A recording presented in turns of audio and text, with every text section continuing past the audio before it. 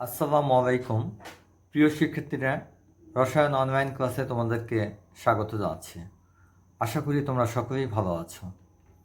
শিক্ষার্থীবৃন্দ, আমি আমার প্রথম ক্লাসে তোমাদেরকে রসায়ন ল্যাবে যে সকল গ্লাস সামগ্রী ব্যবহৃত হয় সেই সকল গ্লাস সামগ্রীর সাথে পরিচয় করিয়ে দিয়েছিলাম এবং সেই সাথে সেই গ্লাস সামগ্রীগুলো কীভাবে পরিষ্কার করতে হয় সেই সম্পর্কিত কৌশল নিয়ে আলোচনা করেছিলাম।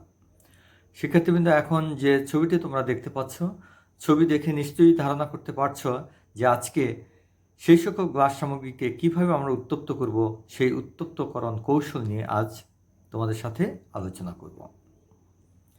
এবং এক্ষেত্রে যে জিনিসটি সবচেয়ে বেশি প্রয়োজন সেটি হচ্ছে স্পিড ল্যাম্প অথবা বুনসেন বার্নার। মফস্বল এলাকার যে সকল শিক্ষা প্রতিষ্ঠান রয়েছে যেখানে গ্যাসের সরবরাহ নেই সেই সকল প্রতিষ্ঠানে স্পিড ল্যাম্প ব্যবহার করে ল্যাবরেটরিতে উত্তপ্তকরণের কাজটি সম্পন্ন করা হয়ে থাকে। আর শহরকেন্দ্রিক প্রতিষ্ঠানগুলোতে গ্যাস সরবরাহ থাকায় সেখানে বুনসেন বার্নার ব্যবহার করা হয়ে থাকে।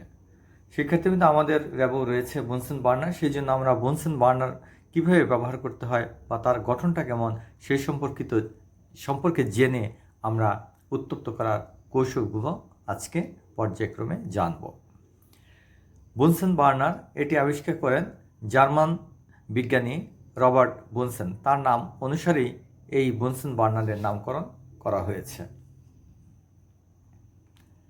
বুনসেন বার্নারের তিনটি অংশ রয়েছে। এক নম্বর হচ্ছে ভূমি বা ধাতব পদম, যেটা তোমরা এই যে নিচে দেখতে পাচ্ছ অ্যারো চিহ্ন দেওয়া আছে।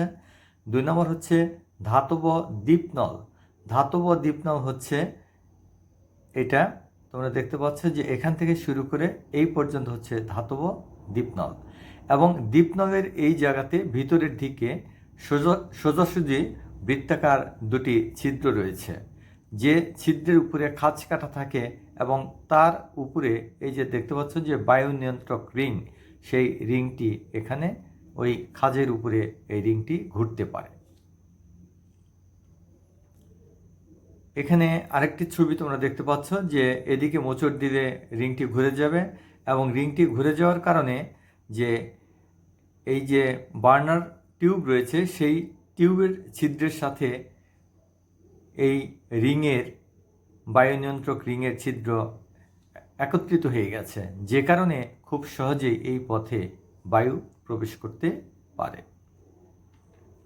এখন যে ছবিটি তোমরা দেখতে পাচ্ছ যে সেই ছিদ্রপথে যখন বায়ু প্রবেশ করবে এবং সেক্ষেত্রে জ্বালানির পূর্ণ দহন ঘটে এবং জ্বালানির পূর্ণ দহন ঘটার কারণে এখানে যে শিখাটি উৎপন্ন হয় সেই শিখাটি নীলাভ বর্ণের শিখা হয়ে থাকে। সেই শিখাটিকে বলা হয় অনুজ্জ্বল বা দীপ্তিহীন বা এটাকে জারণ শিখা বলা হয়ে থাকে। আর যখনই এই বায়ু নিয়ন্ত্রক রিংটি বন্ধ করে দেওয়া হবে তখন বায়ুর অনুপস্থিতিতে যে উজ্জ্বল বর্ণের শিখা তৈরি হবে সেটিকে বলা হয়ে থাকে বিজারণ শিখা। এখন তোমরা দেখতে পাচ্ছ যে এই শিখার আবার চারটি অংশ রয়েছে। উজ্জ্বল শিখা বা বিজারণ শিখাকে চারটি অঞ্চলে বিভক্ত করা হয়েছে। এক নম্বর হচ্ছে অদহন মণ্ডল, দুই নম্বর হচ্ছে অসম্পূর্ণ দহন মণ্ডল, তিন হচ্ছে ক্ষুদ্র সম্পূর্ণ দহন মণ্ডল, চার হচ্ছে সম্পূর্ণ দহন মণ্ডল। এরপরে দেখতে পাচ্ছ অনুজ্জ্বল শিখা বা জারণ শিখা। এই শিখারও তিনটি মণ্ডলে বিভক্ত করা যায়। এক নম্বর হচ্ছে অন্ধকার মণ্ডল, দুই হচ্ছে নীলাভ আংশিক দহন মণ্ডল এবং তিন হচ্ছে সম্পূর্ণ দহন মণ্ডল। এই মণ্ডলের তাপমাত্রা হচ্ছে সর্বোচ্চ তাপমাত্রা হচ্ছে 1570 ডিগ্রি সেলসিয়াস। অজৈব লবণের যে ক্ষারীয় মোলক রয়েছে সেই মোলক বিশ্লেষণের ক্ষেত্রে এই সম্পূর্ণ দহন মণ্ডলে যে শিখাটি তৈরি হয় সেই শিখাকে ব্যবহার করে মোলক শনাক্তকরণ করা হয়ে থাকে। শিক্ষার্থীবৃন্দ, এখন তোমরা লক্ষ্য করছো যে একটি টেস্ট টিউবে কীভাবে তাপ দেওয়া হচ্ছে। সাধারণত আমরা টেস্ট টিউবে বিভিন্ন কঠিন নমুনা অথবা কোনো পদার্থের দ্রবণকে টেস্ট টিউব হোল্ডারের সাহায্যে ধরে 45 ডিগ্রি কোণে এটাকে বুনসেন দ্বীপের শিখায় ধরতে হয়।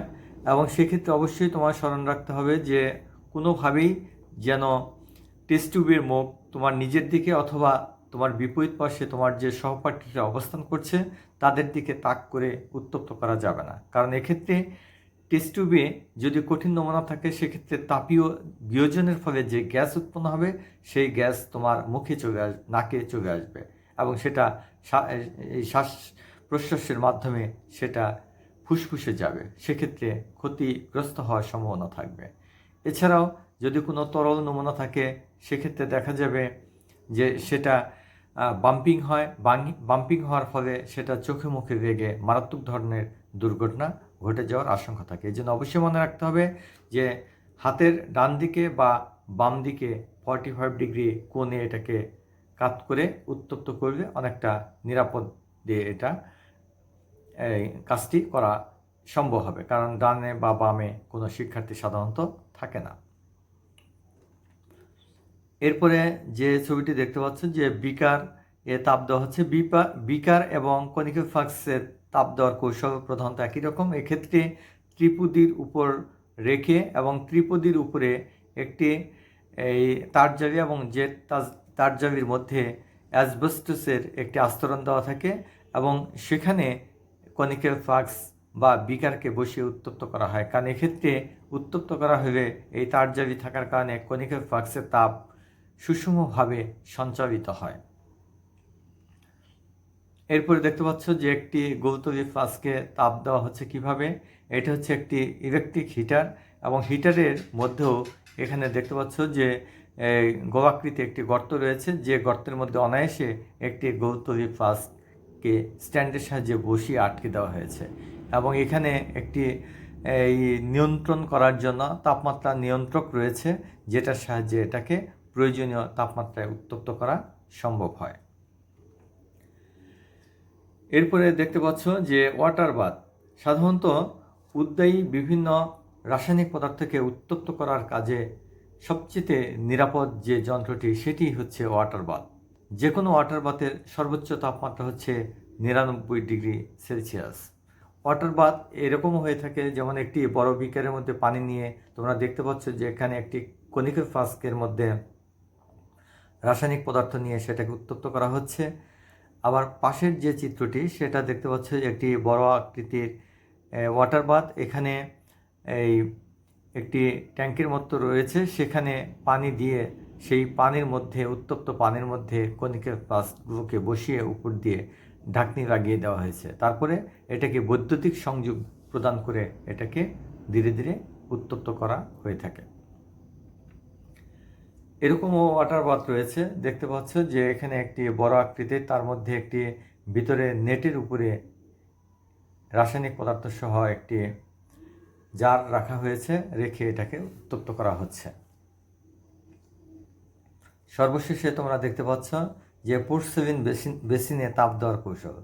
পোর্সেলিন বেসিন সাধারণত পোর্সেলিনের তৈরি এবং এরকম সাদা রঙের হয়ে থাকে এবং বড় আকৃতির যে পোর্সেলিন বেসিনগুলো রয়েছে সেই বেসিনগুলো দিয়ে কোনো দ্রবণকে গাঢ় করার কাজে অথবা অ্যাকোয়ারেজিয়া প্রস্তুত করার কাজেও এই বড় আকৃতির পোর্সেলিন বেসিনগুলোকে ব্যবহার করা হয়ে থাকে।